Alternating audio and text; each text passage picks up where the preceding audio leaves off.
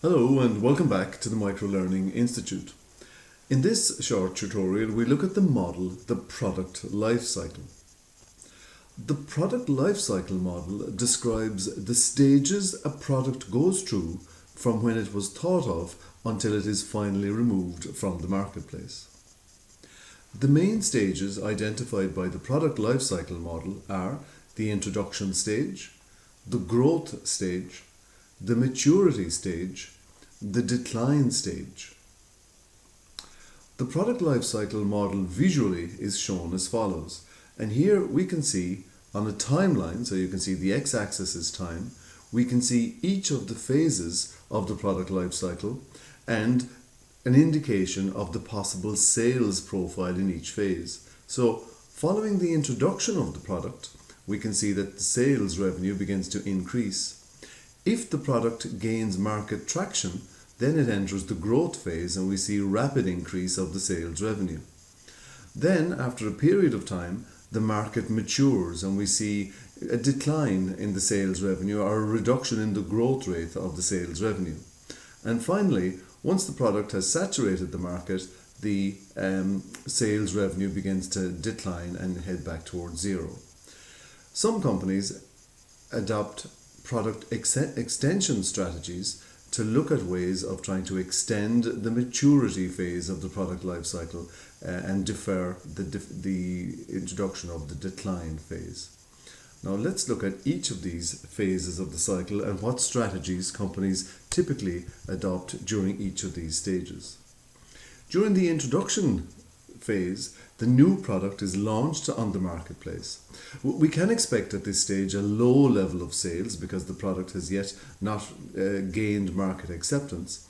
And of course, as a supplier of the product to the market, the company will possibly have low utilization of its equipment capacity or its resource capacity.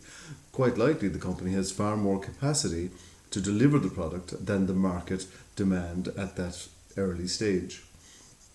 As a result of this low capacity utilization, the unit cost of the products will be high, plus a lot of costs will be incurred in teething problems, maybe trying to fix the product and get it to match perfectly with the customer marketplace. Usually at this introductory phase we have negative cash flow because we're still investing heavily in the product and not generating the revenues required or the profits required to give us a positive return on this investment. Also, another challenge here is that distributors may be reluctant to take an unproven product, and consequently that might compromise our revenue recognition or revenue earning potential. So we need to expend heavily on promotion to make customers aware of the product. Again, strategies that companies adopt at the introduction stage could include encouraging customer adoption, maybe giving away free samples or dramatic reductions, high promotional spending with advertising on TV and websites to create awareness and to inform people, and again, considering either market skimming or penetration prices. Skimming is charging as high a price as possible for the product because it is unique to the market. Or penetration pricing is maybe looking at charging very low prices initially for the product so that the product gains a high volume of users and subsequently the pricing to those users can be increased as the product reaches the growth and maturity stages. Finally, at the introduction stage, another relevant strategy is maybe to focus on limited, focused distribution, just looking at one segment of the market and focusing our efforts on that segment. Demand initially from early adopters is what occurs at the introductory stage. Following completion of the introduction stage, if the product gains market acceptance, then we enter the growth stage of the product life cycle. Here, the market expands, but also competitors begin to enter the marketplace. Our sales are fast growing, and again we see an increase in the capacity utilization, the utilization of our human resources and our equipment resources, as the product gains market acceptance. During this stage, cash flows may become positive. Now, not necessarily, but it's more likely that cash flows will become positive here as the product gains market acceptance.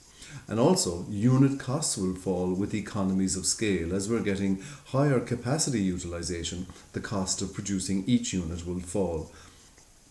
So the market grows, profits rise, but again we attract the entry of new competitors who may see an attractive segment of the market that we've uncovered. Again, relevant strategies at the growth stage might include further advertising to promote brand awareness and brand development, increasing the number of distribution outlets, and again, distributors, when they see the product gaining market acceptance, might be more interested in engaging with us to distribute our product through their channels. Again, we could go for market penetration and also look to be very price competitive in the marketplace to ensure that we sustain our growth trajectory. Again, we could target the early majority of potential buyers, and again, we can continue with high promotional spending. Also, during the growth phase, we can look to improve the product by adding new features, improving the style of it, and maybe providing more options for the customer to ensure that we sustain the growth of the product. Following the growth phase, we begin to enter the maturity phase of the product life cycle. In the maturity phase, we have slower sales growth as rivals begin to enter the market and take market share. This leads to an intense competition in the marketplace and a fight for market share to sustain our position. During this phase, we have very high levels of capacity utilization, and again, we have our highest profits for those with highest market share. During this phase, cash flow must be strongly positive because again, we've reduced the unit costs dramatically because of increased utilization, and hopefully at this stage we are one of the dominant players in the marketplace. Also at this phase, weaker competitors will start to leave the market or potentially be bought up in merger or acquisition deals by other competitors, and prices will begin to drop and profits will begin to fall. At the maturity phase, there's a wide variety of possible options for a product that has reached this stage. Firstly, we could look to increase the differentiation of the product and maybe add further product improvements. We could also rationalize our capacity, looking at options such as outsourcing. Of course, the manufacture of the product or the delivery of the product will be a well-established process at this stage and could lend itself to being outsourced to perhaps a lower cost production or lower cost development environment. We could also adjust our pricing to be more competitive with respect to our competitors, and again maybe engage on significant promotion activities focusing on the differentiation of our product and how our product is better than competing products. More persuasive advertising, and again intensive distribution now, using many different channels, perhaps online channels and many different physical channels to distribute our product. We could also consider here entering new segments, potentially new geographic segments or new sociographic segments of the marketplace to offer our product to segments to whom it has not been offered to previously. This should result in the attraction of new users to our product.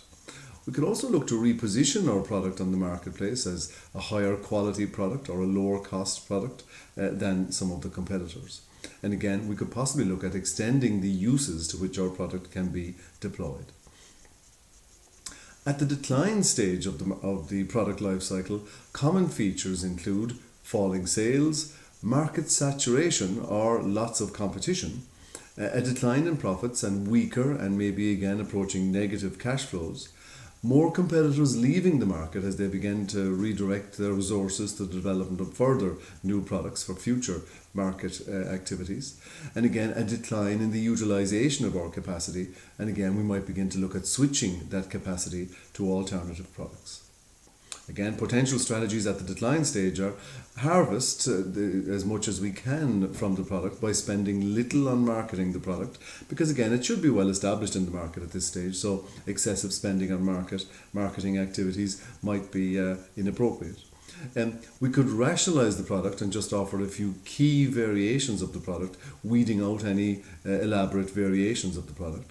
We could begin to cut prices of our product by, in order to maintain competitiveness, and again, promotion to retain loyal customers who are established users of our product. Again, our distribution might be narrowed and more focused just on the profitable segments of the marketplace. We also spoke about the idea of extending the product and to prevent the onset of the decline phase. And some strategies and some techniques that can be used for product extension include advertising, where we try to gain a new audience or remind the current audience of the benefit of the products. Again, price reductions, which makes our product more attractive to customers. Perhaps adding value, where we're adding new features to the current product, for example, video messaging on mobile phones, etc. We could look at exploring new markets, maybe overseas markets or different segments of the marketplace. Or maybe look to make the product more attractive by new packaging and so on, brightening up the old packaging or making subtle changes such as putting crisps in foil packets or 70s music compilations or offering portfolios, etc. Thank you very much for watching this short tutorial on the product lifecycle presented by the Microlearning Institute.